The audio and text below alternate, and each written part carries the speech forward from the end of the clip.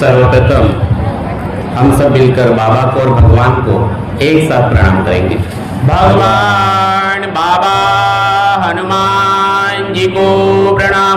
महान त्यागी बाबा जुमदेव जी को प्रणाम। परमात्माए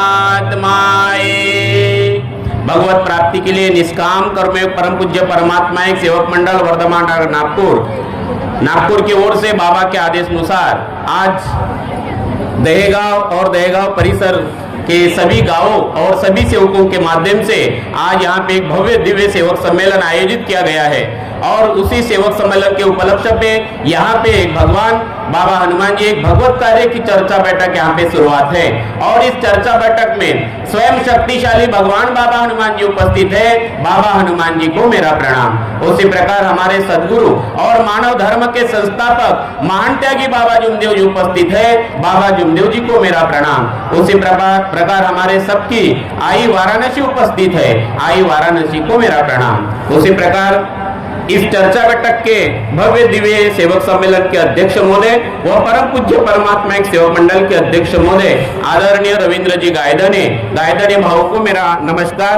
उसी प्रकार आज के कार्यक्रम के उद्घाटक आदरणीय मंडल के ज्येष्ठ मार्गदर्शक मारोतराव जी राउत गुरु जी को मेरा नमस्कार। उसी प्रकार मंच पे उपस्थित मंडल के कोषाध्यक्ष मंडल के सचिव आदरणीय किरण जी राउत भाऊ को मेरा नमस्कार। उसी प्रकार मंडल के कोषाध्यक्ष सुभाष जी दहेकर भाऊ को मेरा नमस्कार। आदरणीय मंडल के संचालक सिंधेकर भाऊ को मेरा नमस्कार।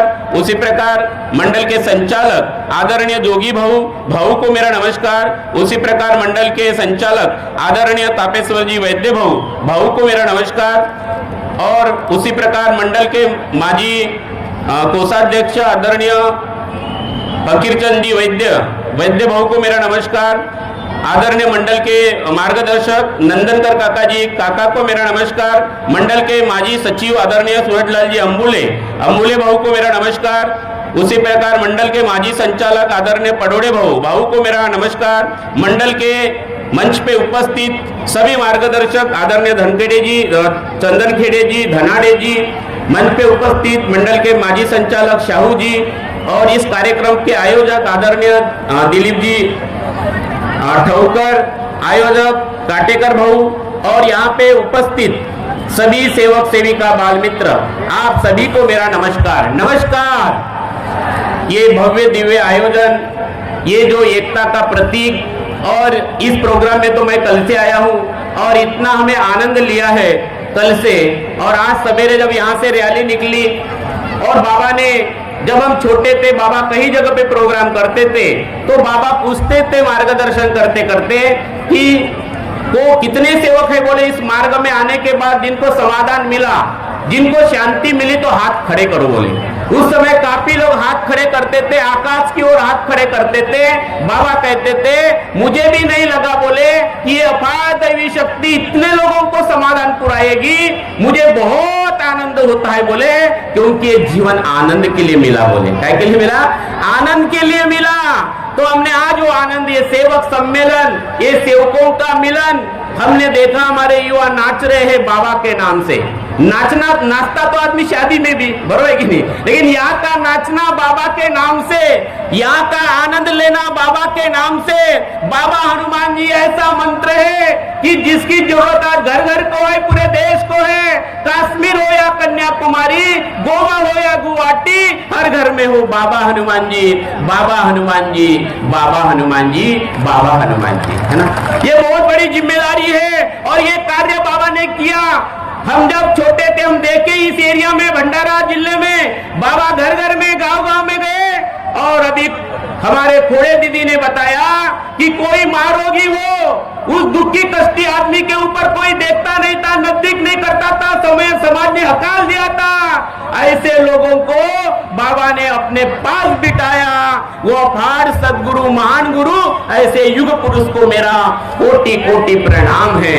तो ये मार्ग आनंद का है और उसी आनंद के लिए बाबा ने ढूंढा कि देश में इतने सारे दुखी कष्टी लोग क्यों है, और इसलिए बाबा ने देखा कि इसका एक ही कारण है अहंकार, और अहंकार को नष्ट करने के लिए संसार में कोई एक जगह नहीं है, कोई दवा नहीं है, कोई डॉक्टर नहीं है। और बाबा ने वो सुबह की विनती दिया, मरो मरो सब कोई कहे, मरना न जाने कोई, एक बार ऐसा मरो कि फिर मरना न हुई। बराबर, पहले ही दिन मार्गदर्शक के घर में मरने का वचन दिया और उसी समय अमृत की वर्षा हुई।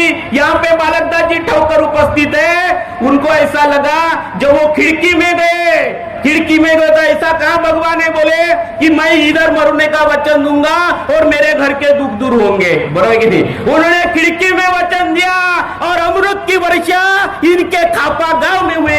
अरे तू वचन दे मरने का, बाबा कहते मैं अमृत की वर्षा कर दूंगा।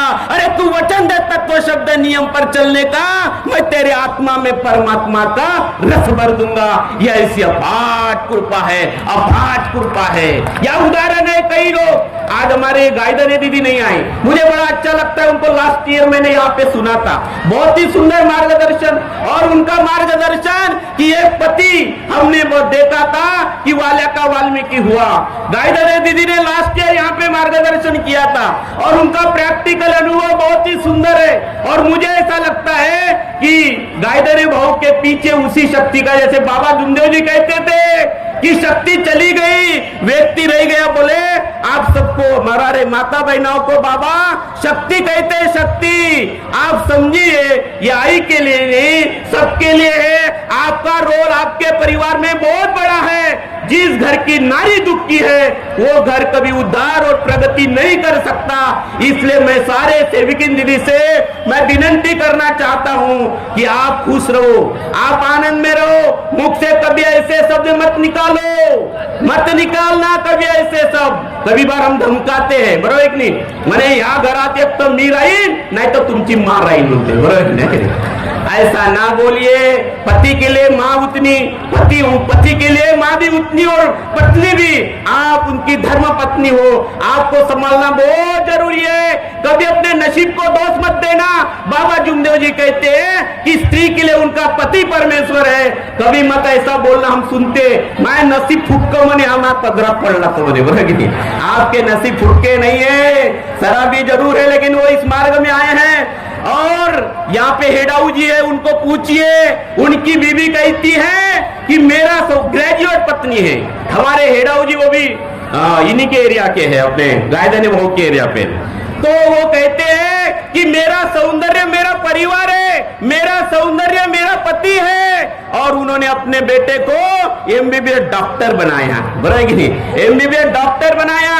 इस कृपा को समझो आप। तो बाबा ने कहा है, तो अभी ये समझना है कि नर और नारी आपका महत्व बहुत ज्यादा है। आज अगर यहाँ से लेके जाना है तो यही जागृति लेके जाना है, और इस जागृति को और एक्सप्लोर करना है, इसको विस्तारित करना है अपने परिवार के लिए, अपने बच्चों के लिए। और ये मैं वही अभी बात कर रहा था गायधनी दीदी की, कि गायधनी दीदी आज उपनगराध्यक्ष बने, जो जिनके घर में लगाने के लिए अगरबत्ती नहीं। और गायधनी भाव तो मौन प्रसाद सौम्यत्व में ये बहुत कम बोलते हैं, लेकिन उनके कार्य ने ये दिखा दिया। और आज वो हमारे मंडल के अध्यक्ष है।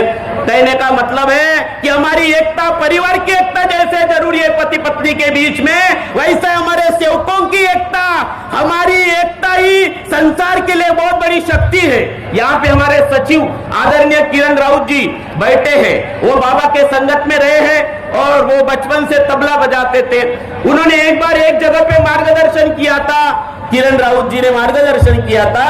उन्होंने बताया वहां पे कि उनके बाजू में एक तांत्रिक रहता था और वो इनको परेशान करता था। उन्होंने एक बार उनको मारने की ठान लिया और इनके अपने घर में बैठे थे, इनको कुछ भी मालूम नहीं।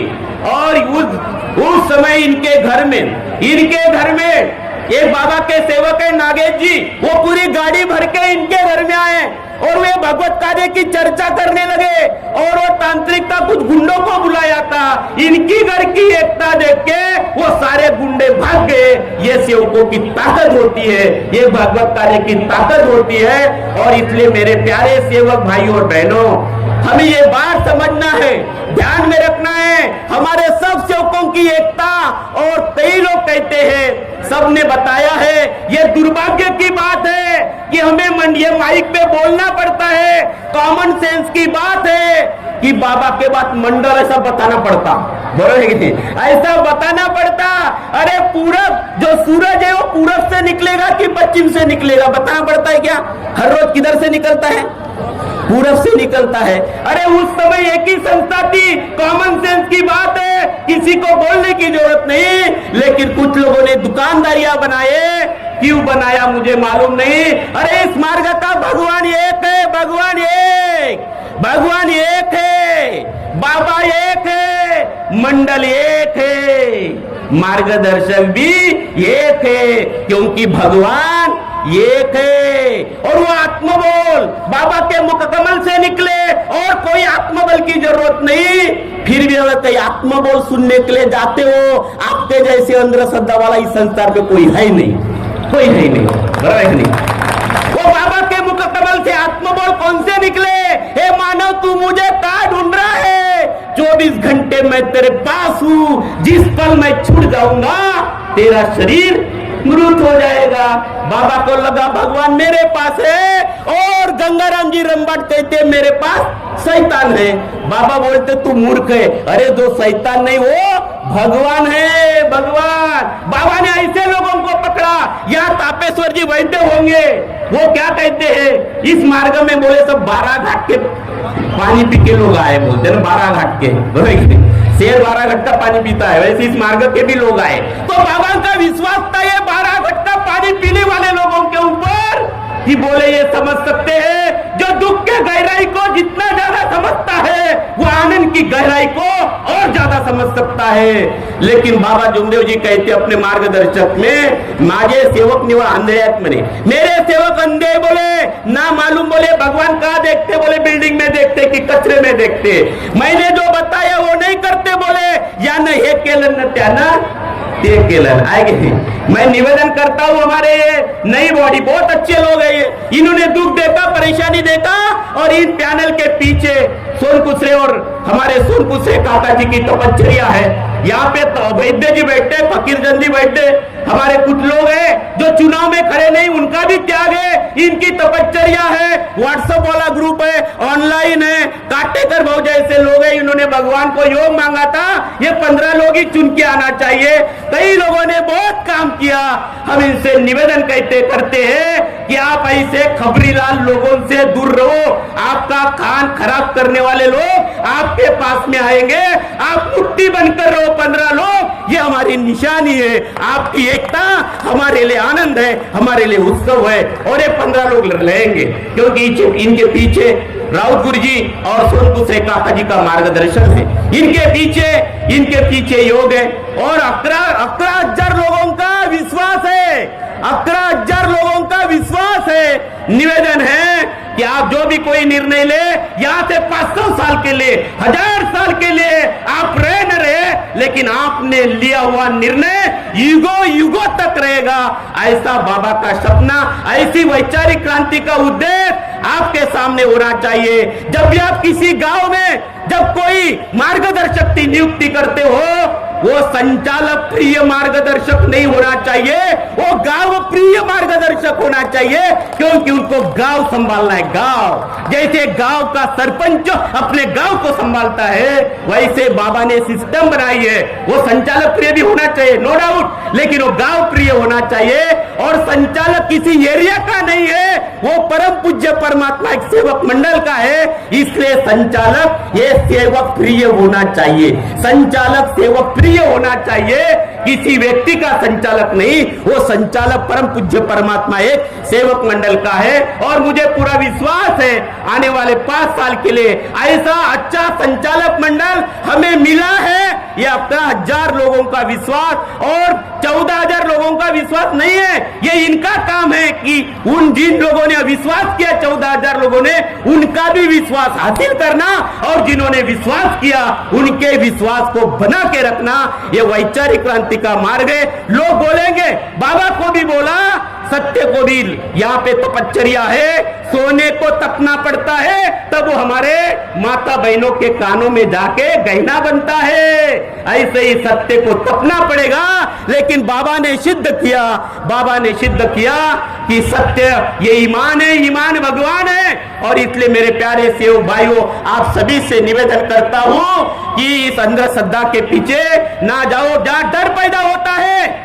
आपका भगवान आपके पास में अगर कोई कहे आत्मा बोलता ही और है, वहां नहीं जाना, आके झुकाना, नजर झुकाना और मुलाकात करना।